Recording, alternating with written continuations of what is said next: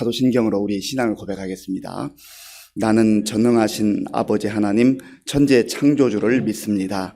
나는 그의 유일하신 아들 우리 주 예수 그리스도를 믿습니다.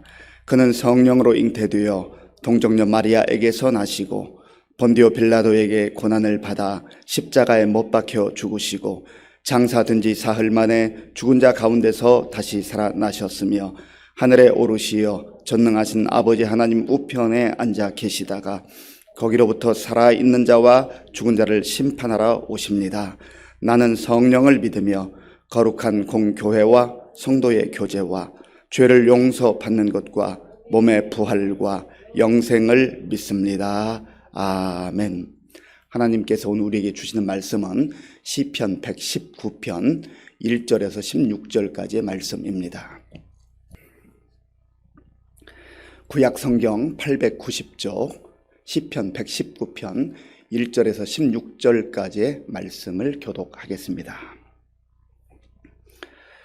행위가 온전하여 여호와의 율법을 따라 행하는 자들은 복이 있음이요 여호와의 증거들을 지키고 전심으로 여호와를 구하는 자는 복이 있도다. 참으로 그들은 불의를 행하지 아니하고 주의 도를 행하는도다.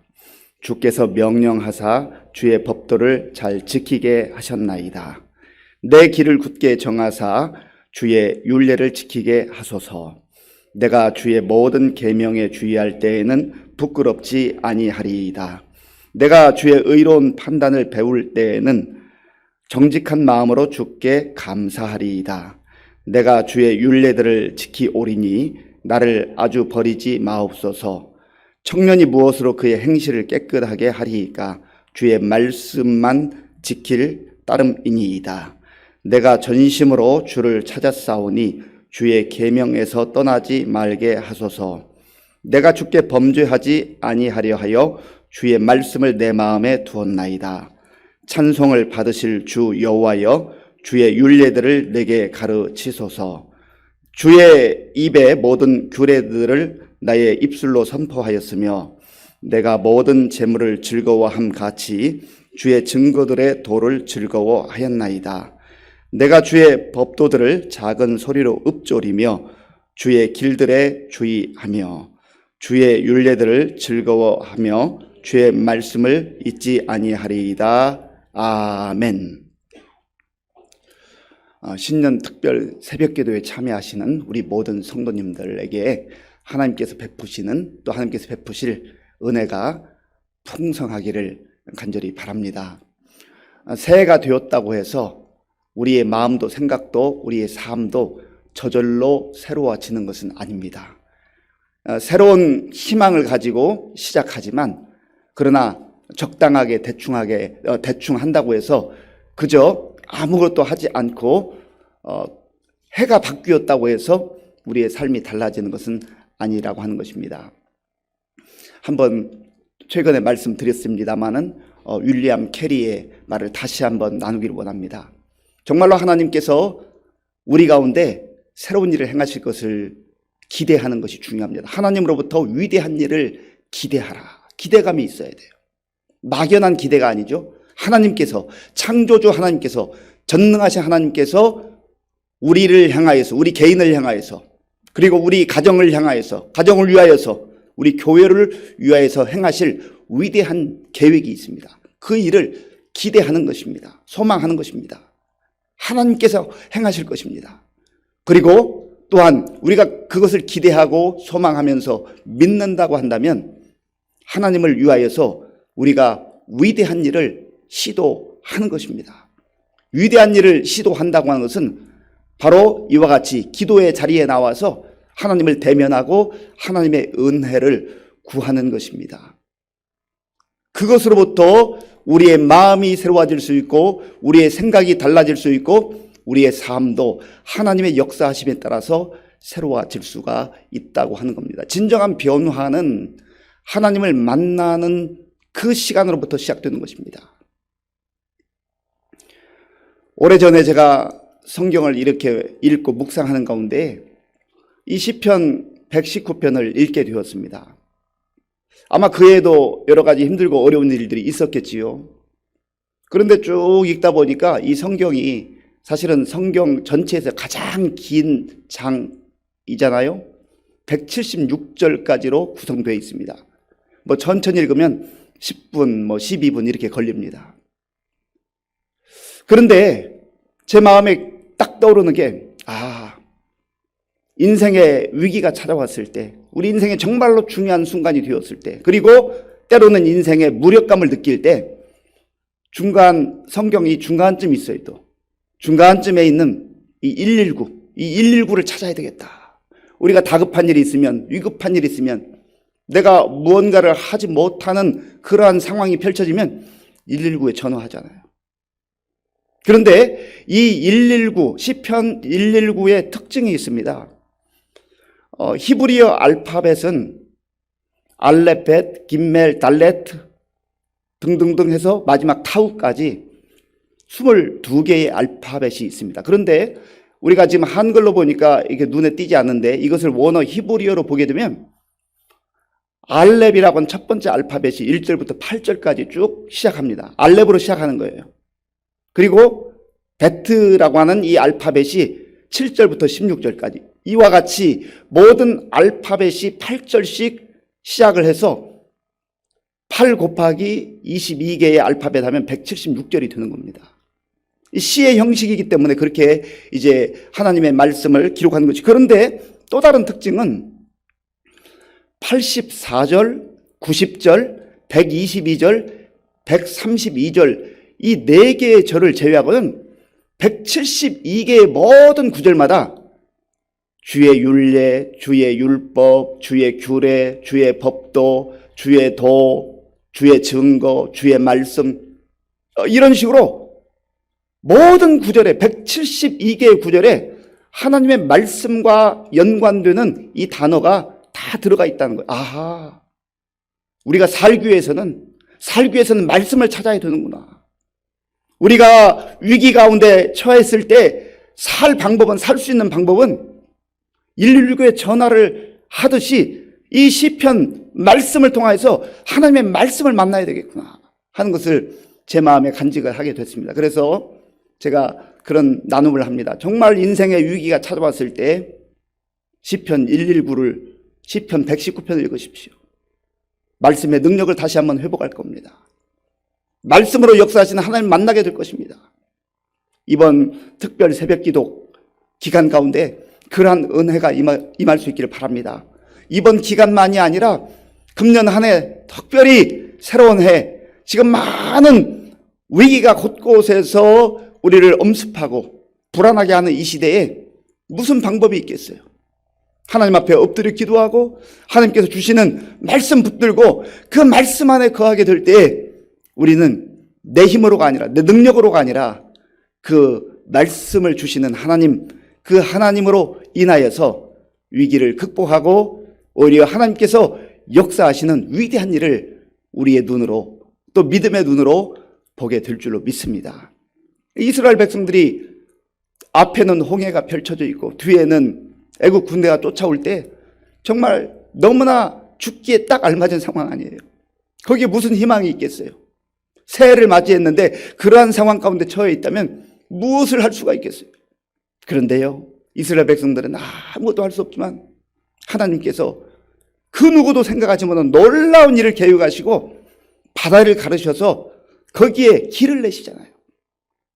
금년 한 해 우리가 처한 상황이 마치 신년 벽두이지만은 마음은 새로워지고 싶고 마음 변화된 삶을 기대하지만 앞에 마치 홍해가 가로막고 있는 것 같고 또 뒤에서는 애굽 군사들이 쫓아오는 것 같은 그런 다급하고 위기 가운데 처해 있는 우리 성도들도 있을 겁니다.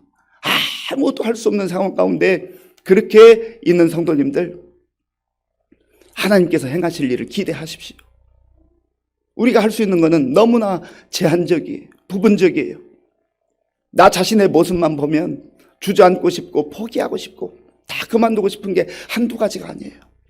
그런데 그 상황 속에서 하나님을 만나고 하나님의 말씀을 붙들고 주께서 행하시는 그 일들을 기대하면서 바라볼 때 하나님께서 우리를 향하여서, 우리 가정을 향하여서, 우리 교회를 향하여서 하나님의 능력으로 새로운 길을 내셔서 한 번도 가보지 못한 그 길을 가게 허락하여 주실 줄로 믿습니다. 오늘 본문 1절에 보면 어떤 사람이 복 있는 사람인가? 우리가 다 복된 사람이 되기를 원하잖아요. 특별히 새해가 되면 새해 복 많이 받으십시오 그렇게 인사를 하는데요, 진정한 복이 무엇인가 성경에 명확히 기록하고 있습니다. 자, 본문 1절과 2절을 함께 읽겠습니다. 행위가 온전하여 여호와의 율법을 따라 행하는 자들은 복이 있음이요, 여호와의 증거들을 지키고 전심으로 여호와를 구하는 자는 복이 있도다. 아멘. 복되게 사는 비결을 하나님께서는 말씀에 이미 약속해 주셨어요. 누가 복된 자인가? 행위가 온전하여 여호와의 율법을 따라 행하는 자는 복이 있다. 여호와의 율법은 여호와의 말씀이죠. 각 절에서 조금 전에 설명드렸던 그 다양한 표현들, 그 모든 것들은 하나님의 말씀으로 우리가 받아들이면 됩니다. 하나님의 말씀으로 대체해서 읽으면 돼요. 하나님의 말씀을 따라 행하는 자들은 복이 있도다. 우리가 새해 복 많이 받으세요라고 축복하고 그렇게 또 우리 자신들도 기대를 합니다. 그런데 누가 진정으로 복된 자인가? 어떻게 사는 것이 복된 삶인가? 하나님의 말씀을 붙들고 하나님의 말씀을 따라 사는 그 사람이 복된 자라고 하는 것이죠. 그러면 우리가 이 기도 시간에 하나님, 내가 정말로 복된 사람이 되기를 원합니다. 금년에 많은 복을 받아 누리기를 원합니다. 그렇게 기도한다고 하는 의미는 말씀에 근거하면 내가 여호와의 말씀을 따라 살기를 원합니다. 하나님, 저 말씀 따라 살게 도와주세요. 그렇게 기도할 때 우리는 진정으로 복의 첫걸음이 시작되는 거예요. 그리고 2절에 보면 여호와의 증거들을 지키고 전심으로 여호와를 구하는 자는 복이 있도다. 아멘. 하나님의 말씀을 따라 살고 또 하나님의 말씀을 구하는데요, 2절 말씀에 의하면 전심으로 여호와를 구하는 자가 복이 있다 했습니다. 전심으로 여호와를 구하는 자. 여기 전심이라고 하는 것은 모든 마음과 정성과 뜻을 다하여서 하나님을 구하라는 말이죠. 하나님을 구하되 적당하게 흉내만 내지 말라는 거예요. 신앙생활을 하기는 하는데, 예수를 믿기는 믿는데 그저 적당하게 흉내만 내지 말라는 것이죠. 대충 믿어서는 안 된다는 거예요. 정말 복된 자는 하나님을 찾되 하나님을 구하되 전심으로 내 모든 힘을 다하여서 그렇게 하나님을 찾는 자가 복이 있다고 말씀하는 것 아니겠습니까? 시편 1편에도 보면 복 있는 사람은 이렇게 시작하잖아요. 복 있는 사람은 악인들의 꾀를 따르지 아니하며 죄인들의 길에 서지 아니하며 오만한 자들의 자리에 앉지 아니하고 오직 여호와의 율법을 즐거워하여 그의 율법을 주야로 묵상하는 자로다. 하나님을 찾는 자예요. 하나님의 말씀을 붙드는 자예요. 그러한 마음의 새로운 결심, 결단, 그리고 하나님을 만나는 그 하나님 앞에 서는 그 자리, 그 기도의 자리에 있을 때 하나님께서 사모하는 심령에 만족한 것으로 채워주실 줄로 믿습니다. 전심으로 하나님을 구하는 사람. 그리고 또한 복 있는 사람은 어떤 사람입니까? 본문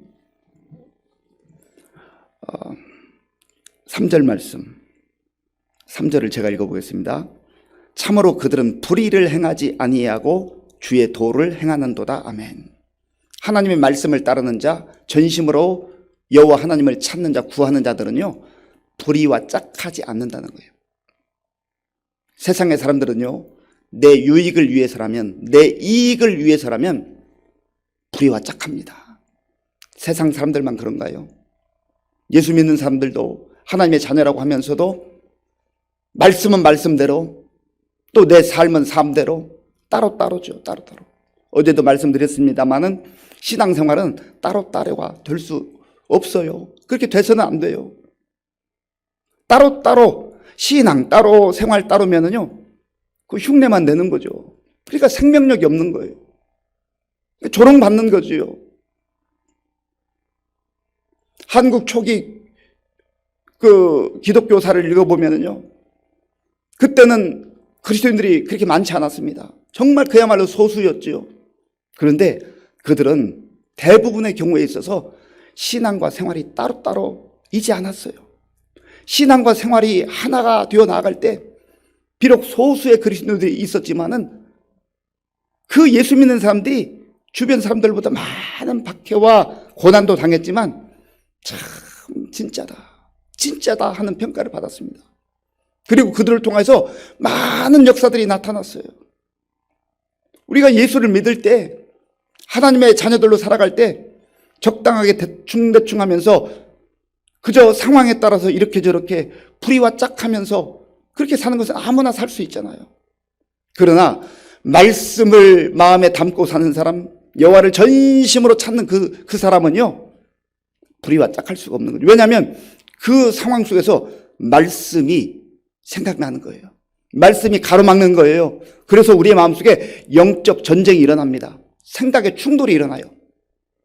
마귀는 끊임없이 적당하게 해.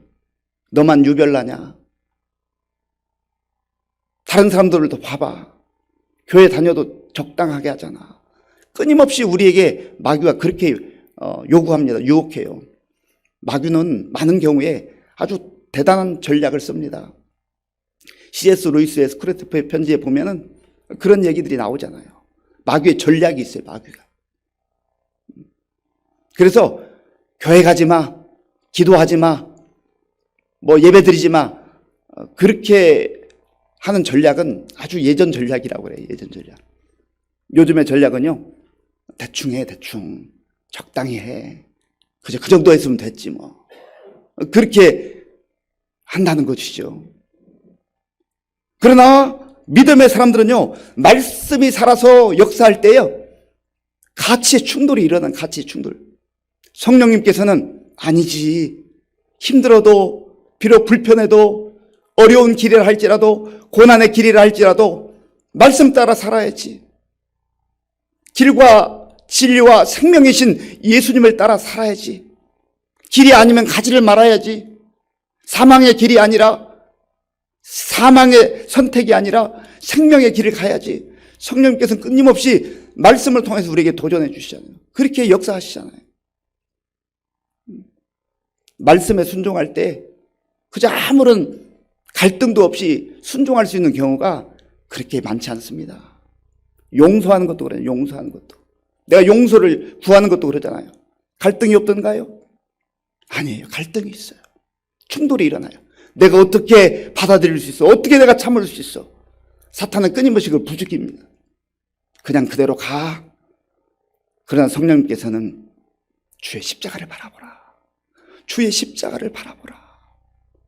너는 어떻게 용서받았니?